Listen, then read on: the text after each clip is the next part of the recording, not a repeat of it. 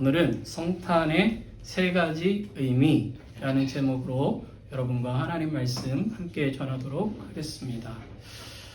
네, 혹시 주객이 전도된다 하는 말씀 아세요? 네, 주인하고 손님이 바뀌는 거를 이제 주객이 전도됐다 이런 표현을 합니다. 10년 전에 방영했던 드라마 중에 응답하라 1988이라는 드라마가 있었어요. 거기 보면은 이제 쌍문동에 사는 사람들 이야기인데 마치 우리 옛날 이야기 같아요. 근데 거기에 이제 그 이웃끼리 얼마나 서로 위하며 사랑하며 또 그 시대를 우리가 살아갔나, 여러 가지 힘든 일들도 있었지만 서로를 위하면서 살아갔나 하는 걸 보여주는 동시에 그때 당시 이제 청소년이었던 아이들의 생각들, 고민들, 우정 뭐 이런 것들이 이제 나오는 드라마인데, 거기에 이제 주인공 중에 하나가 택이라는 아이가 있었는데, 학생인데 학교를 다니는 학생이 아니라 바둑 고수예요. 프로 바둑 기사예요. 그래가지고 다른 아이들이 다 학교 다닐 때 얘는 이제 바둑 두고 또 바둑 대국하고 이러는 친구예요. 어느 날 이제 이 친구가 생일이 된 거예요. 근데 그날 이제 대국이 있어서 대국을 마치고 돌아오면 친구들하고 이제 생일 파티를 하려고 한 거예요. 근데 이 친구가 이제 바둑기사다 보니까, 그리고 손에 꼽히는 아주 우리나라 최고의 바둑기사 중에, 젊은 바둑기사 중에 하나로 나오거든요. 그러다 보니까 돈을 꽤 잘 벌어요. 근데 이 친구가 당시에는 이제 먹기 힘든 피자를 친구들을 위해서 이제 사오기로 한 거죠. 그러니까 이 친구가 대국이 끝나고 돌아오기만을 이제 기다리고 있어요. 그리고 이제 소식을 듣고 얘가 왔다 하는 얘기를 듣고 이제 그 친구 집에 갑니다. 그러면서 이제 생일 축하한다고 이제 안아주고 막 이렇게 하고 딱 하는데, 이제 이 친구가 문을 열고 다시 방으로 들어가려는 찰나에 다른 친구들은 벌써 다 앉아가지고 빨리 오라 그러면서 막 피자를 막 먹는 거예요. 그 장면을 통해서 이 다른 친구들이 택이라는 친구를 기다리는 이유를 보여줘요. 얘가 생일이기도 하지만 실제로 이 친구들이 기다렸던 건 뭐예요? 피자를 기다리고 있었던 거예요. 예, 먹기 힘들었던 그 당시에 피자를 기다리고 있었던 거죠. 어떻게 보면 생일의 주인공은 이 택이라는 친구지만, 그 친구들이 기대하고 기다리던 거는 이 택이라는 친구라기보다는 택이라는 친구가 가지고 온 피자였던 거죠. 이런 일들이 참 많아요. 그러니까 어떻게 보면 진짜 주인공은 드러나지 않고 옆에 있는 것들에 더 관심을 갖는 일들이 많이 있는 거죠. 근데 요즘 성탄절이 그런 것 같아요. 크리스마스가. 어떻게 보면 크리스마스의 주인공은 예수님이세요. 예수님께서 이 땅에 오셨기 때문에 우리는 즐거워하고 감사하고 기뻐하는 거죠. 어떻게 보면 이 세상의 가장 큰 선물인 예수님을 하나님께서 우리에게 보내주셨기 때문에 그분으로 인해서 우리는 기뻐할 수 있고 즐거워할 수 있고, 그렇기 때문에 예배하고 감사하는 건데, 사람들은 요즘은 성탄절 그러면 뭐가 떠오르냐 하면 뭐가 떠오르실 것 같아요. 여러분들은 성탄절 하면 뭐가 제일 먼저 떠오르세요? 어떤 사람은 크리스마스 캐롤일 수도 있고, 크리스마스 장식일 수도 있고, 크리스마스 선물일 수도 있고, 크리스마스 파티일 수도 있겠죠. 그러니까 이 언젠가부터 코카콜라의 영향 때문에 예수님 하면 생각나는 게 빨간 옷을 입은 이 산타 또는 루돌프. 아이들한테 물어봐도 마찬가지일 것 같아요. 너희들이 크리스마스에 제일 먼저 생각나는 거 하면은 코카콜라가 먼저 생각날지도 모르겠어요. 시대가 그렇게 흘러가는 거죠. 그러니까 어떻게 보면 실제 우리의 성탄절에 묵상하고 바라보고 감사해야 될 예수님은 어느새 잊혀지고 다른 것들이 객이 주인이 돼서 그것이 중점이 되는 그런 시간들을 우리가 보내는 것이 아닌가라는 생각이 듭니다. 교회에서조차 성탄절의 의미가 퇴색되는, 잊혀져가는, 바라는 그런 일들이 점점 일어나는 것 같아요. 그래서 성탄절에 어떤 예수님을 생각하기보다는 무슨 크리스마스 칸타타라든지 어떤 행사라든지 이런 것에 더 초점을 맞추다 보니까 예수님께 집중하기가 쉽지가 않습니다. 제가 어렸을 때도 그랬던 것 같아요. 성탄절 하면 성탄절 연극하는 거, 준비하면서 보냈던 시간들. 칸타타 하기 위해서 성가대들이 준비하는 그런 시간들. 새벽송이라 그래가지고 크리스마스 이브에 이제 집집마다 방문해가지고 문 두들기면서 찬송가, 이렇게 성탄 찬양 불러드리고 이렇게 주인이 딱 나오면 메리 크리스마스 하고 그분들이 준비한 이제 과자나 이런 선물 같은 거 주시면 다 모아가지고 교회로 가져와서 분리해가지고 다시 패키지를 해서 그 다음날 이제 크리스마스가 되면 교회 오는 아이들이 선물로 나눠주고 하는 그런 것들. 그러니까 성탄절의 추억 그러면 사실은 예수님 또 그분을 묵상하고 그분을 예배하고 그것으로 인해서 기쁜 시간보다는 어떤 행사 쪽으로 생각날 때가 더 많이 있는 거죠. 그러니까 어떻게 보면 예수님을 보내주신 하나님의 사랑은 보이지 않는 그런 성탄절을 보내오고 있지 않았나 하는 생각이 듭니다. 그래서 오늘 성탄절의 의미를 다시 한번 이렇게 생각하는 시간들 되었으면 좋겠어요. 그래서 그 시간을 좀 되새기는 시간을 가지려고 합니다. 여러분들 혹시 그런 경험 있지 않으세요?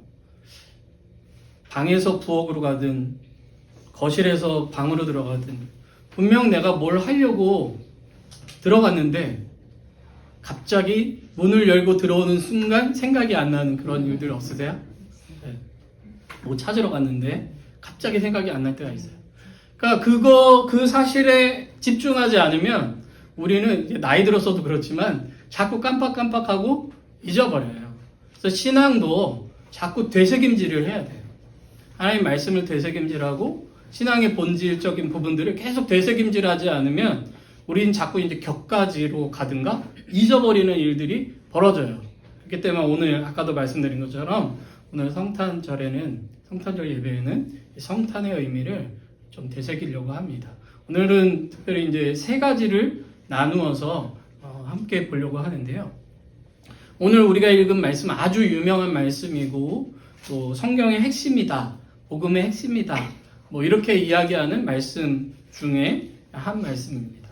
하나님께서 예수님을 보내주신 이유가 여기 기록되어 있고 예수님께서 이 땅에 오신 목적이 여기 기록되어 있어요. 오늘 우리가 읽은 그 16절 바로 뒤에 이제 17절이 나와 있는데 그 17절 말씀을 보면 예수님께서 이 땅에 오신 목적은 우리를 심판하기 위해서가 아니라 우리에게 생명을 주시기 위해서 구원하시기 위해서 이 땅에 오셨다라고 말씀하고 있습니다. 하나님께서 예수 그리스도를 보내주신 이유는 하나님의 사랑 때문이다 이렇게 말씀하세요. 하나님이 세상을 이처럼이 뭐예요? 이렇게 사랑하셨다는 거예요. 근데 이렇게가 어떻게 해요? 당신의 독생자를 주셔서 그분으로 우리를 구원하실 만큼 사랑하셨다는 거죠. 그분을 이 땅에 보내주셨다는 게 뭐예요? 하나님이신 그분, 천지를 창조하신 말씀이신 그분이 만드신 피조 세계 가운데 가장 연약한 존재로 어떻게 보면 이 땅에 오시는 그 낮아지심을 우리에게 보여줘요. 그런데 그 낮아지심이 어디까지 가요? 우리의 죄의 자리, 우리의 죄를 대신하는 자리인 십자가의 자리까지 가서 그분이 죽으심으로 말미암아 우리를 살리시는. 여러분, 어떤 부모가 자기 자식을 희생해서 남을 살리는 일이 있을 수 있겠어요? 내가 죽었으면 죽었고 내가 아프면 아프지 내 자식이 아프고 내 자식이 고생하는 꼴을 보는 그거를 희생으로 생각하는 부모는 아마 거의 없을 거예요. 차라리 내가 아프고 내가 희생하고 내가 고생하면 되는 거예요. 자녀를 희생한다는 건 가장 큰 사실은 희생인 거죠. 그 희생을 주실 만큼 우리를 사랑하셨다. 그렇게 우리를 사랑하셨다. 그래서 예수 그리스도께서 이 땅에 오셨다라는 것을 우리에게 말씀하고 있습니다. 그리하여 그분을 믿는 자는 누구나 구원을 받고 빈부의 격차 이런 거 다 상관없이 얼마나 많이 배웠느냐 안 배웠느냐 그런 것과 상관없이 얼마나 세상에서 고귀하고 그렇지 않느냐라는 것과 상관없이 세상의 그 어떤 것으로도 구별할 수 없는 완전함으로 사랑하시고 영생을 주시고 은혜를 베푸셨다라는 것이 오늘 우리에게 주시는 말씀이에요. 성경은 처음부터 우리가 어떤 존재인가를 알려줍니다. 인간은 하나님의 형상으로 빚어진, 창조된 하나님께서 사랑하시는 존재라는 것을 보여줘요. 하나님께서 그런 인간을 창조하시고 생육하고 번성하는 복을 주시고 땅을 다스릴 복을 주십니다. 그 인간을 창조하셔서 하나님께서 특별히 창설하신 에덴이라는 동산에 살게 하시는데 에덴의 뜻은 기쁨이에요. 기쁨이라는 정원에 하나님께서 거주하며 살게 해주시고 하나님께서 주시는 것으로 채워질 수 있도록 해주셨다는 거죠. 지난번에도 말씀드렸지만 인간이 창조되고 처음 맞이하는 새날이 어떤 날인지 아세요? 안식의 날입니다. 하나님께서 인간을 창조하시고 주신 선물, 안식이라는 거죠. 하나님께서 우리를 기쁨과 안식으로 그 안에 살아갈 수 있도록 하나님께서 채우시는 것들로 살 수 있도록 그 생명으로 살아갈 수 있도록 하나님의 호흡을 불어 우리에게 주셨다는 거죠. 그런데 그러한 인간이 하나님을 하나님으로 인정하지 않고 하나님께 불순종하고 하나님께서 그렇게 하면 너 죽을 거야 라고 하신 그 말씀을 어기고 죽음의 길로 가게 되었어요. 인간의 선택으로 죽음의 길로 나아가게 되었다는 거죠. 그런데 그러한 인간을 하나님께서는 포기하지 않으시고 그 인간에게 생명을 얻을 길을 허락해 주시고 구원자를 보내주실 것이라는 약속을 주십니다. 여러분, 인간의 죄라는 것을 상징적으로 보여주고 있는 그 민족이 있어요. 그게 이스라엘 민족이에요. 하나님께서 노예로 있던 그들을 하나님의 놀라운 능력으로 구원해 주셔서 약속하신 땅까지 인도하셔서 그곳에서 살게 해주셨어요. 그런데 그 사람들은 하나님을 믿고 따르기보다는 우상을 섬기는 것을 선택을 합니다. 하나님과 멀어지는 길을 선택해요. 그래서 그들에게 약속하신 복과 은혜를 저버리고 상실하게 되는 상황까지 벌어져요. 그 국가의 이 역사를 쭉 왕족의 역사와 민족의 역사를 쭉 보여주면서 그들이 결국 얻게 된 게 뭐예요? 하나님께서 약속하신 곳에서부터 그 나라는 망하고 포로로 끌려가 다른 곳에 가서 이제 고생하는 그런 내용들이 나옵니다. 그런데 하나님께서는 거기서도 그 사람들을 포기하지 않고 그리스도, 메시아, 구원자를 약속해 주세요. 그분을 보내심으로 그들을 회복시키실 것을 약속하십니다. 그 약속하신 분이 누구냐? 바로 예수님이시라는 거죠. 그런데 그 예수님께서는 단순히 이스라엘이란 한 민족을 구원하기 위해서 오신 것이 아니라 세상을 구원하기 위해서 이 땅에 오셨음을 성경은 우리에게 말씀하고 있는 거예요. 그래서 그 예수 그리스도를 믿는 자마다 구원을 얻도록 예수님을 보내주셨다는 거죠.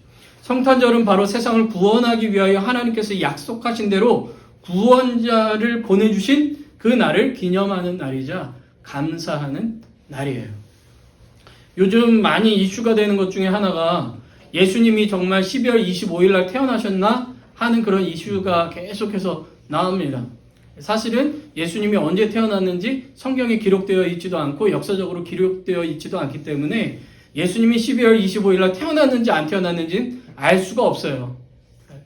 그럼에도 불구하고 기념하는 것은 예수님께서 실제로 이 땅에 오셨고 사셨고 죽으셨고 부활하셨고 승천하신 이 모든 것들은 진실이기 때문에 그래요.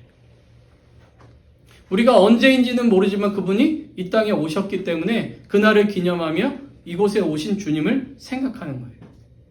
뿐만 아니라 오늘 이제 세 가지 의미에서 한 번 더 말씀드리겠지만 이 날을 기억하고 기념해야 되는, 그러니까 성탄절이라는 12월 25일을 기념하라는 것이 아니라 예수님께서 이 땅에 오신 것을 기억하고 기념해야 될 이유가 있어요. 그것을 이제 이 세 가지 의미 중에 마지막 의미에서 여러분에게 다시 한번 말씀드리도록 하겠습니다. 자, 예수 그리스도의 나심, 예수 그리스도께서 이 땅에 오심을 세 가지로 이제 생각해 보려고 하는데요. 첫 번째는 예수님의 탄생은, 그 탄생하신 날은 구원의 날이기 때문에 그래요. 자, 마태복음 1장 21절 말씀, 여러분들 주보에도 적어드렸는데요. 마태복음 1장 21절 말씀을 보면 천사가 요셉에게, 예수님의 아버지라고 불리는 이 요셉에게 이제 마리아가 어떻게 임신하게 됐고 그 아이가 낳으면 그 아이는 어떤 존재가 될 것인가를 설명해주는 이야기가 기록되어 있습니다. 그때 천사가 요셉에게 예수가 어떤 분이신지를 이야기하는데 그게 뭐냐면 예수, 이름 그대로 자기 백성을 그들의 죄에서 구원할 자로 예수 그리스도께서 이 땅에 오셨다라는 것을 우리에게 말씀하고 있어요. 우리는 우리의 죄 때문에 심판을 받을 수밖에 없는 자들인데 하나님께서는 그대로 놔두시지 않고 예수, 우리의 죄에서 우리를 구원할 자를 보내심으로, 그분이 이 땅에 오심으로 우리를 구원해 주셨다라는 것을 우리에게 말씀하고 있다는 거예요. 그러니까 성탄을 우리가 기념하는 이유는 예수님이 나를 구원하기 위해 이 땅에 오신 날이기 때문에 감사함으로 그날을 기억하는 거예요. 하나님의 구원 계획이 내 삶 속에 실제로 이루어진 날이기 때문에 우리는 그 성탄절을 기념하게 되는 것입니다. 자, 두 번째로 성탄절은, 그러니까 예수님의 탄생은 하나님이 우리와 함께 하신다는 것이 나타난 날이기 때문에 그래요. 마태복음 1장 23절 말씀을 보면 천사가 요셉에게 예수 그리스도의 탄생은 하나님께서 선지자 이사야를 통해서 하신 예언이 이루어진 것이다 라고 알려줍니다. 그러면서 예수 그리스도의 나심을 통해서 임마누엘, 즉 하나님이 우리와 함께 하시다라는 것이 나타났다, 증명되었다라는 것을 우리에게 말씀하고 있습니다. 하나님의 살아계심을 어떻게 알 수 있어요? 예수님을 통해서 알 수 있다는 거예요. 하나님이 우리를 사랑하신다는 것을 어떻게 알 수 있어요?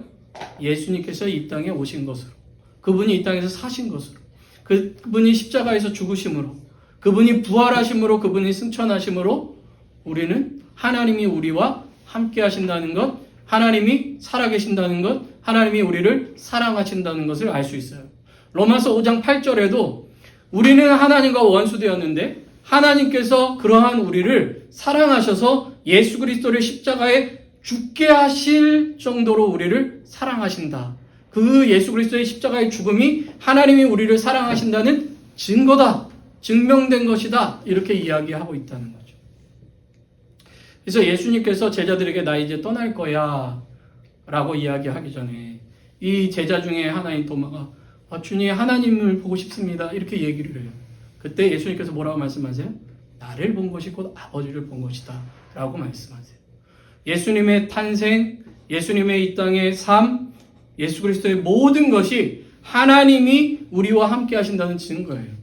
그 예수 그리스도께서 그때 오신 것으로 그러면 하나님이 이 땅 우리와 함께 하신다는 증거가 끝났냐? 아니라는 거죠. 지금도 우리와 함께하고 계셔요. 예수님께서는 올라가시면서 또 다른 보혜사를 약속하셨는데 그분이 성령이시고 성령께서 우리 가운데 계시면서 예수 그리스도를 생각나게 하실 뿐만 아니라 그 예수 그리스도를 생각함으로 말미암아 하나님이 우리와 함께 하신다는 것을 계속해서 증명하고 가르쳐주고 계신다는 거죠. 성탄절은 그렇게 하나님이 우리와 함께 하심이 드러난 날이자 지금도 하나님이 우리와 함께 하신다는 것을 재확인하는 날이에요. 그러니까 우리가 성탄절을 보내면서 뭘 생각할 수 있어요? 첫 번째로 하나님이 나를 구원하셨구나. 두 번째로 뭘 생각할 수 있어요? 나를 구원하신 하나님이 지금도 나와 함께 하시는구나. 이 두 가지를 우리가 성탄절을 보내면서 생각해야 되는 거예요.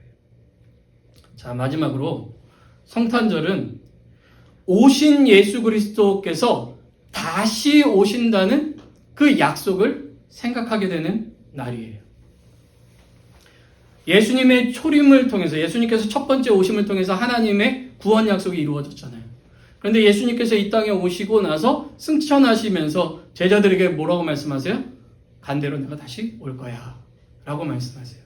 뿐만 아니라 오늘 우리가 읽은 주보에 적어드린 요한복음 14장 3절 말씀을 보면 예수님께서 직접 제자들에게 가서 너희를 위하여 거처를 예비하면 내가 다시 와서 너희를 내게로 영접하여 나 있는 곳에 너희도 있게 하리라 라고 말씀하세요.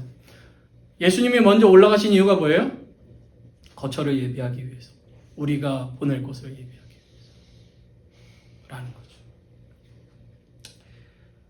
거죠. 제가 지난번에 말씀드렸는지 모르겠지만 저는 원래 삼형제 중에 맏이입니다. 이남 일녀 중에 맏이에요. 원래가. 원래라는 말은 뭘까요? 지금은 그렇지 않다는 얘기예요. 지금은 남매 중에 맏이에요. 제 막내 동생이 먼저 하나님께 갔어요. 고등학교 때인데 교통사고로 먼저 이제 떠났습니다. 그런데 이제 교통사고로 떠나기 전에 이 아이가 이제 그때가 여름이었거든요. 여름 수련회 때 이 아이가 이제 예배드리고 기도하는 가운데 환상이라는 걸 본 거예요. 근데 어떤 환상을 봤냐? 하나님 나라에 가서 하나님께서, 그러니까 예수님께서 그 아이의 표현대로라면 예수님께서 그 아이에게 얘야, 여기가 너에게 거처한 집이다. 너를 위해서 준비해뒀다. 라는 환상을 봤다는 거예요. 얘가 죽기 일주일 전에 가족이 함께 식사하는데 어머니, 아버지, 저 그리고 여동생하고 이렇게 다섯이 같이 식사를 하는데 그 얘기를 하는 거예요. 엄마, 아빠, 제가 이번에 수련회 가서 기도하는데 하나님께서 저에게 환상을 보여주셨는데 너를 위해서 예비한 집이 있다 라고 말씀하셨다는 거예요. 천국을 보여주면서.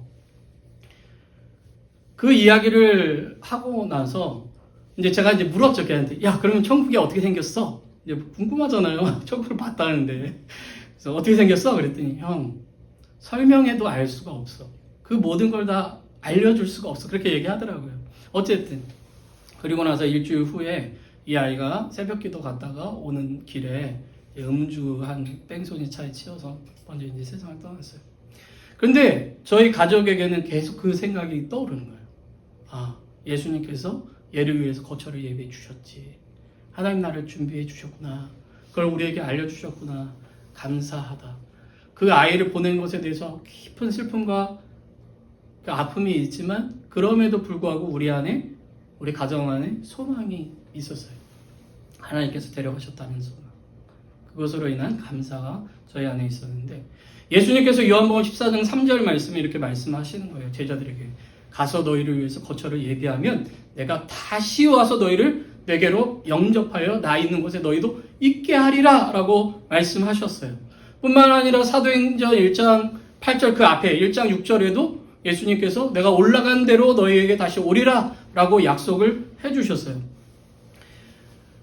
복음서부터 서신서, 신약성경의 전체 내용 중에 가장 어떻게 보면 많이 차지하고 있는 내용 중에 하나가 뭐냐면 다시 오실 예수 그리스도에 대한 기다림과 소망에 대한 말씀이에요. 예수님께서 직접 말씀하셨고 제자들도 그것을 가르쳤어요. 사도 바울도 그것을 가르쳤습니다.